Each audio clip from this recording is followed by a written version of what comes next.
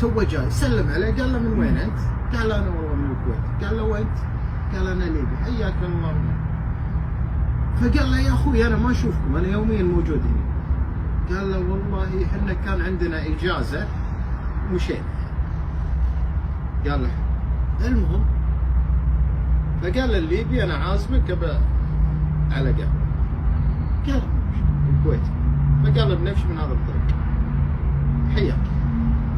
الكويتي وقف قال له يا طيب انا والله الطريق هذا ما اروح له، انا في طريق مني ادلكم. قال لا انا تعلمني، انا هذه الكليه الجامعه تبعي انا اعرف، خل نروح الطريق هذا بس بقهويك قهوه. فقال له يا ابن الحلال ما نبي الطريق هذا، في طريق ذا. قال له يا اخي انت فيك شيء؟ يقول للكويتي. قال له فيك شيء؟ قال له لا والله. قال لا والله تعلمني شنو فيك، الا تعلمني شنو فيك. فقال له والله يا اخوي انا جاي ادرس هني ما ابي مشاكل، فدائما تصير لي مشكله ويا الروس. هذا يحكي للليبي، هو يحكي للليبي. ايه.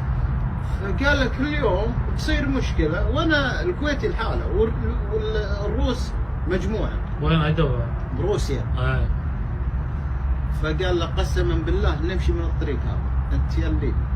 يقول الليبي ولا حقران فيه، قصير شوي وضعيف. قلت يا ابن الحلال يا ابن الحلال انا تعبت وانا. قال له اقسم بالله تمشي من الطريق. يقول يوم دشينا الطريق قال والاشكال الروس تغيرت وجيهم تغيرت بعد شافوا الليبي. اي يوم كان اللي كان دائما الضارب وياه الكويتي يقول وخ. قال له بالله عليك بالكويتي. قال له وين اللي كنت تضارب وياه؟ هذا. قال له تعال. يقول اول ما جاء بوكس بالوجه. الله يسلمك. يقول قال اضرب طقه. يقول ونمسكه ونغسله غسل طق. مشينا. سالت اللي قلت انا تعبت لوحدي. اتضح شنو؟ ان الليبي راعي طويله. شو معناه راعي طويله؟ راعي يعني المشوار بتاع مشاكل. لا لا مو تاع يعني ما يأيس، ما يتهاوش اليوم يجي بكره يتهاوش راعي طويله.